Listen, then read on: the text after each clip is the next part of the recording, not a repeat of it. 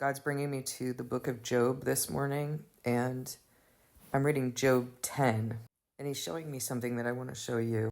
I loathe my very life, therefore I will give free rein to my complaint and speak out in the bitterness of my soul. I say to God, do not declare me guilty, but tell me what charges you have against me. Does it please you to oppress me, to spurn the work of your hands, while you smile on the plans of the wicked? Do you have eyes of flesh? Do you see as mortals see?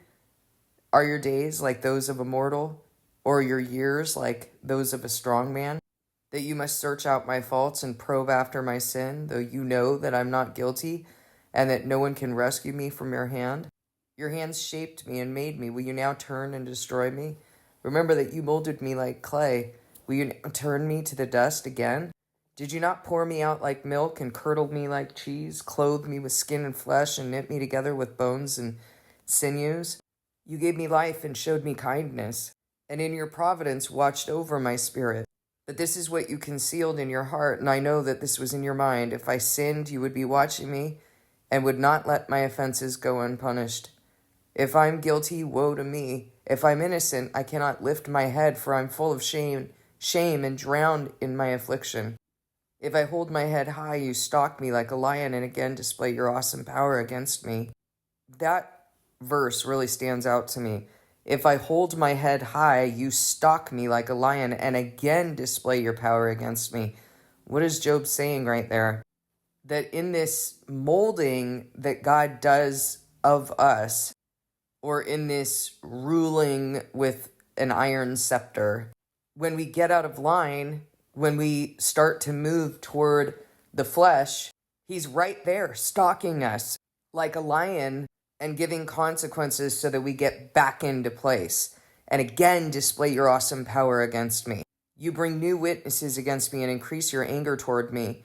Your forces come up against me, wave upon wave. What does it mean? You bring in new witnesses against me and increase your anger toward me. You expose. I know someone who is and has been overly concerned about the way that they look, always trying to present in a particular way, never willing to be humbled, and exposed as they're going through things. I'm sitting here telling you before God has even fulfilled what it is that he's going to do, in a very low position, having made decisions that surely everyone thinks are irresponsible financial decisions, but I'm telling you that I made these decisions with God. And I'm telling you before he has fulfilled what he's going to do. Because it's easy to say in hindsight, oh, well, I put my trust in God and then he did this. It's a different thing to be in this position where I say I put my trust in God and yeah, everything sounds crazy and I'm wondering if I'm crazy at times. And yes, this situation seems impossible, but I know the decisions I made with God. What makes anybody else exempt from that kind of authenticity and exposure and obligation to God? And the thing is, if you're not obligated to God, like if you don't feel obligated to him, there have been so many people who've come in and been like, I want to serve him, pick me. But they're not willing to do any of this. They're not willing to be exposed. They're not willing to be transparent or authentic or genuine. And they'll sit there and cry in this self-loathing, empty lowliness and meekness that they're fabricating. Oh, I'm just waiting for him to pick me. I'm just waiting for him to choose me to do something. Do it now. What about the transparency? What about the authenticity? Don't fabricate something in front of me because I'm living this out. I know what it is. Here's the thing. You want to do that. You want to present in a particular way so that you can hold your head up high and never be exposed and never have to be broken in front of anyone, never have to be low and weak. He will expose you. All that face saving that you think you're doing so that you can present in a particular way as though everyone else, everyone else can be broken and weak, but you get to present in a particular way. You get to look pretty. He will display his awesome power against you. He will expose you. He will bring new witnesses against you and increase his anger against you. He will expose every single thing. Because I'm telling you right now, it's that one thing that you're unwilling to deal with that God's going to break down. Why then did you bring me out of the womb? I wish I had died before any eye saw me. If only I had never come into being or had been carried straight from the womb to the grave. Are not my few days almost over? Turn away from me so I can have a moment's joy before I go to the place of no return, to the land of gloom and utter darkness, to the land of deepest night, of utter darkness and disorder, where even the light is like darkness. In Daniel 12, Jesus has been talking with Daniel about what's going to happen at the time of the end.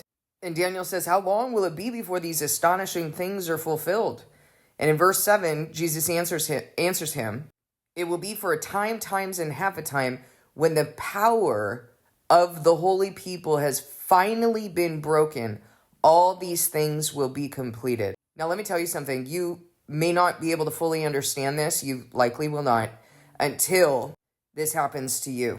God talks about a process that he's doing in us in our covenant. In our covenant. This is a requirement that we are going to be purified, made spotless, and refined.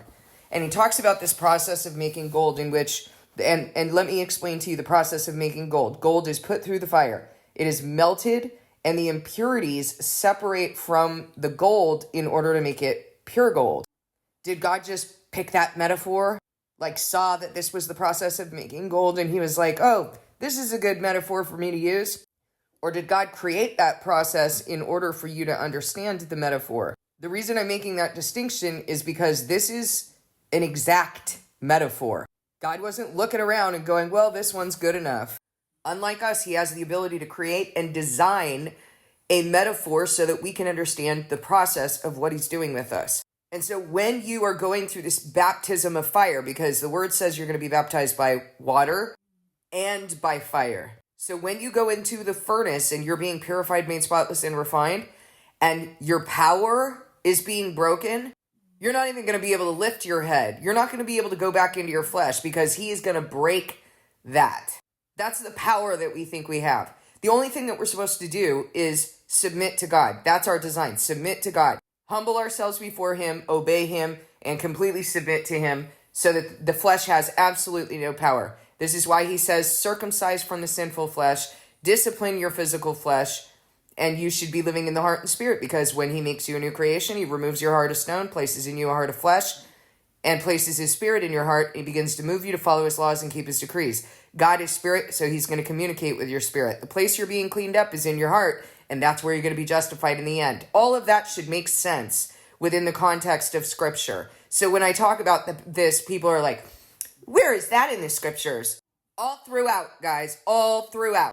I just gave you the Scriptures where this is written. I mean, I talk about it in such a way that you should be able to look that up using the language of the Bible. I'm not making up new concepts for you or new language for you. This covenant of circumcision means that you are circumcised from the sinful flesh. You are disciplined in the place that wants that sinful flesh, your mind and your body, your physical flesh.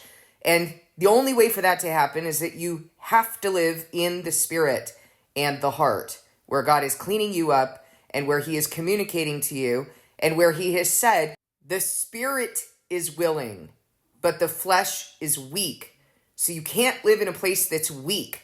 In fact, that place needs to be broken. The power of that place needs to be broken.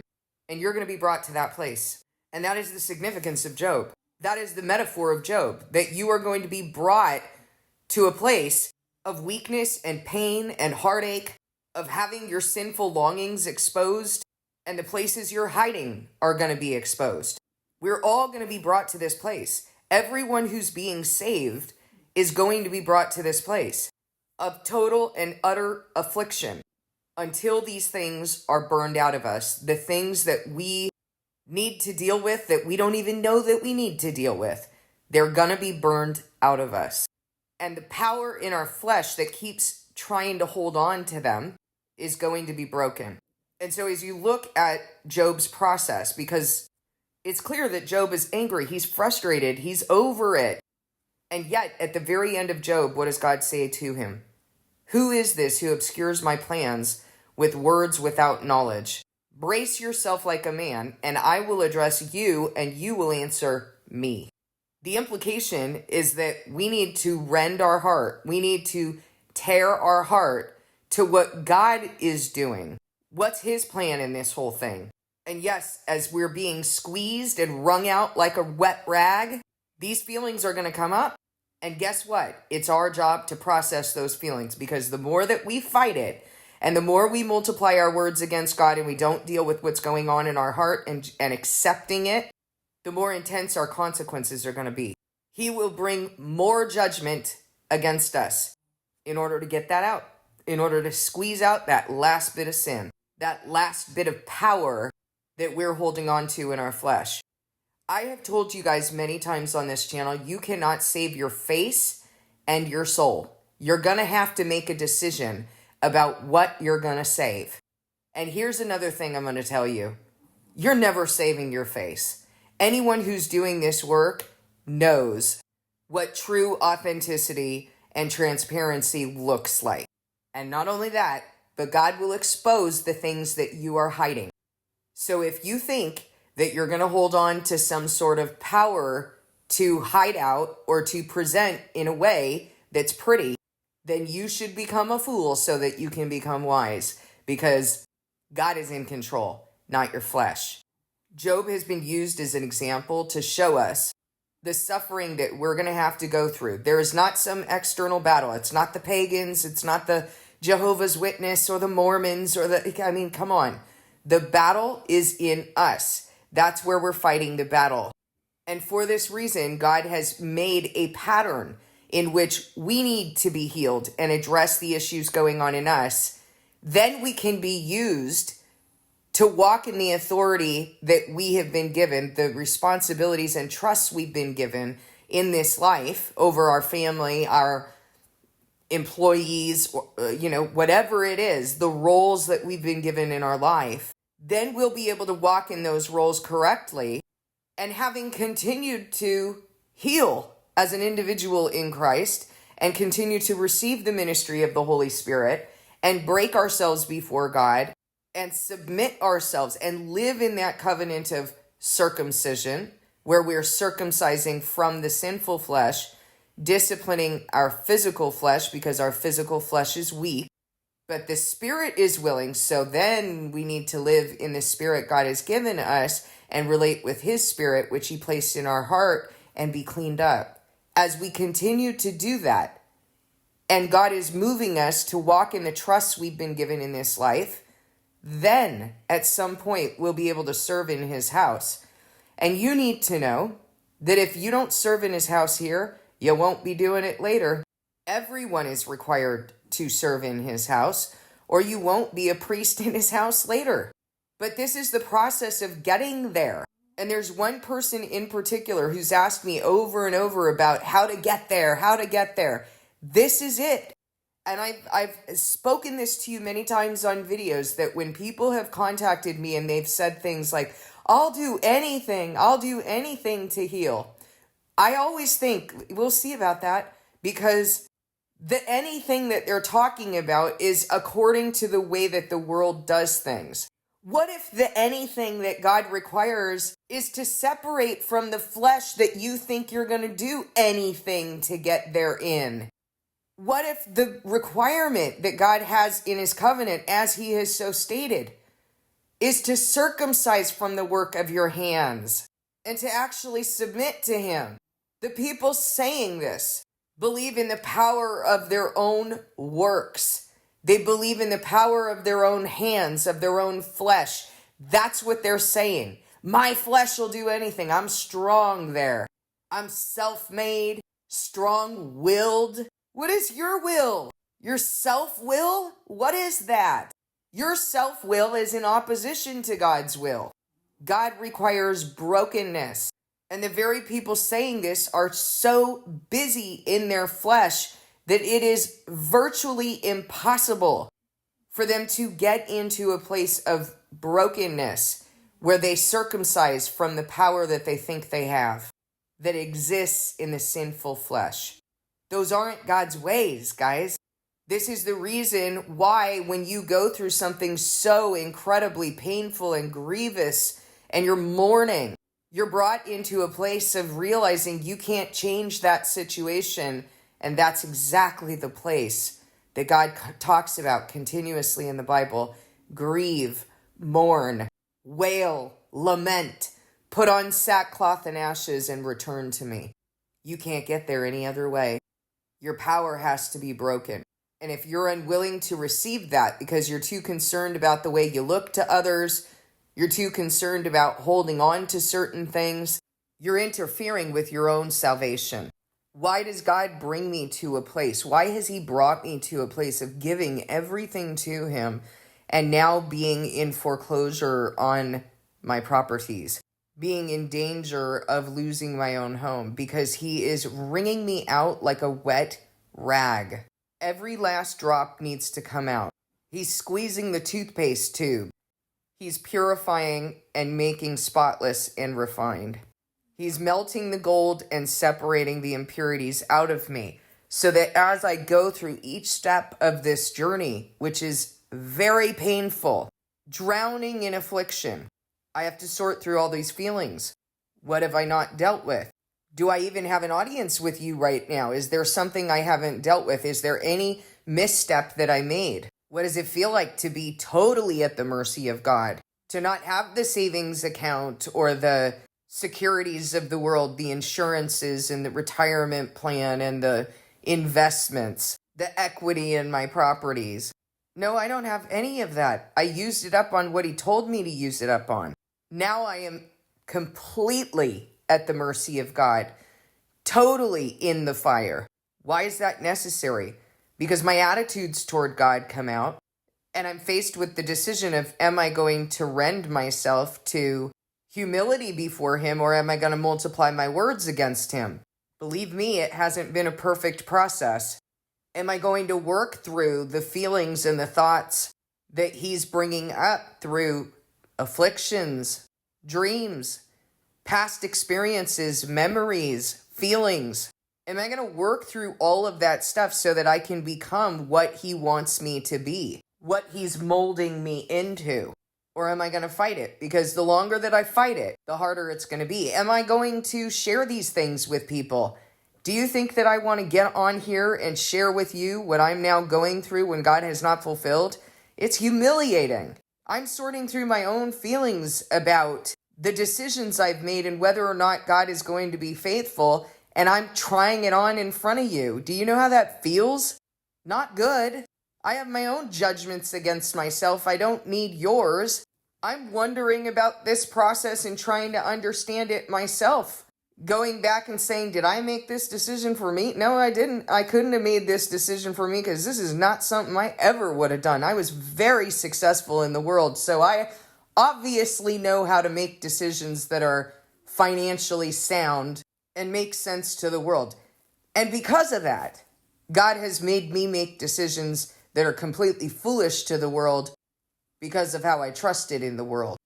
I am being purified, made spotless, and refined. That is the story of Job. If you think you're going to avoid the pain in this process and control by your flesh what I'm now going through, you're wrong. Read the Bible. Look at the examples.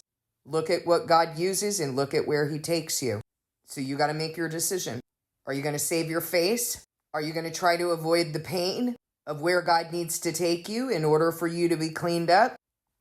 Or are you going to save your soul? Are you going to submit to God and lower yourself and be in that place where you don't have any power?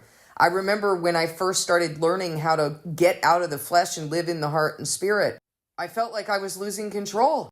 By the way, if you don't feel that, it's because you still think you have control. You're still living in the flesh. You're not living in the heart and spirit. Because the reality is that when you move from living in the flesh to living in the heart and spirit, you have made a decision to trust in God rather than the work of your own hands in your flesh. So you should be feeling a discomfort for having relinquished that fallacy of control that you've thought that you had. What does God say? Who trusts in idols? Who trusts in the work of their own hands? Who goes to a spiritist or a medium whispering delusions from their own minds? Who trusts in man who has but a breath in his nostrils? Sure, all of these things make sense. That makes sense. But putting it into practical application, that's a different thing, isn't it? because we've spent a lifetime trusting in the work of our own hands. We've spent a lifetime thinking that we have power in our flesh. But if we're His, He's going to bring us to a place where that power is broken. And if we refuse and reject His ministry, if we refuse and reject His instruction to get into our spirit, to humble ourselves, to clean up our hearts, then He is going to bring a scepter of iron, and it's going to hurt. It's not going to feel good. God tells us He doesn't bring grief willingly, but He does bring it. All my life, I interfered with my salvation. All my life, I lived in the power of my flesh, the fallacy of power in my flesh, to create my own destiny. Isn't that what the world teaches us? Your feelings are right. Your feelings are information. The feelings and the longings and the desires that I had for a home, for provision, for safety and security, for love, those feelings are right. They're good. They're information that God has provided in our design. God has feelings. If only I had known where to place them. Because the place that I placed them was in danger all the time. Because I didn't know how to understand what it was that I was feeling, and I didn't know my God, those longings, those desires, those feelings were always being placed in the care of some idol that was going to pour more salt on those wounds. Wealth, men, some new identity. And so it doesn't surprise me at all, knowing what I know now, that the more idolatry I engaged in, the more fear I felt. How can you achieve the very things that you set out to achieve and feel more fear if there's not a sovereign God who has handed you over to that spirit of fear because of your great idolatry? If by the wisdom of my own flesh, once I achieved wealth, I didn't have to worry anymore, and I would feel secure and safe, then why didn't I feel that? If doctors and therapists and, being able to afford the greatest treatments, the best treatments of this world are going to lead to health physically and mentally, why was I torn down if God is not sovereign? Why was I crazier than ever and sicker than ever to the brink of death? Why was I wasting away? Why was I laying in bed and my bones were aching to the core of my very being destroyed if God is not sovereign? Because in ignorance, I handed myself over to idols. In the ignorance of my flesh, the power of my flesh to make decisions that this world says are responsible. Why is it that I got a doctorate, was well respected, had a very good reputation, many contracts and relationships within my field, training the next generation, had 2 bookshelves full of books, full of knowledge, and yet I didn't know anything? God told me when He drew me to Himself, you're about to unlearn everything you think you know. There's another way of saying that that's written in the Bible. I've told you many times that God taught me things, and then He would show me where they were in the Bible. He would speak to me in a particular way, then He'd show me exactly where it was in the Bible. What does Paul say about that? You're about to become a fool so you can become wise. I had no idea what he was saying. I still thought, he's going to use my credentials. He's just going to sprinkle in a little knowledge. He's just going to teach me a few things to add to it. What an idiot. He had to completely strip me down. And I remember the day that I went into that building and tore out every single book on those bookshelves and threw them straight into the dumpster. Because the truth is, guys, there was no knowledge in those books. There was no wisdom in that education. And these are the best decisions that I made, the most responsible of the world decisions that I made in my flesh. And God foiled every single one. You know what the best decisions are that I make right now? The very decisions that I should have stayed with from the beginning. Spending time with my family, reading His word, trusting His spirit, working the land, listening for the metaphors that He's spoken, developing a relationship with the metaphors that He's spoken, whether it's baking bread, working the land, looking for the moon, so that I understand His days, His appointed times, spending time with the body being broken so I can be used by Him, breaking myself down so that I can understand his wisdom and what it is that he's doing. These are the things. Paul boasted about it. He boasted about his thorn, didn't he? I'm weak so that God's glory rests on me. I'm weak so that I have revelation from God. Yeah, I'll take it.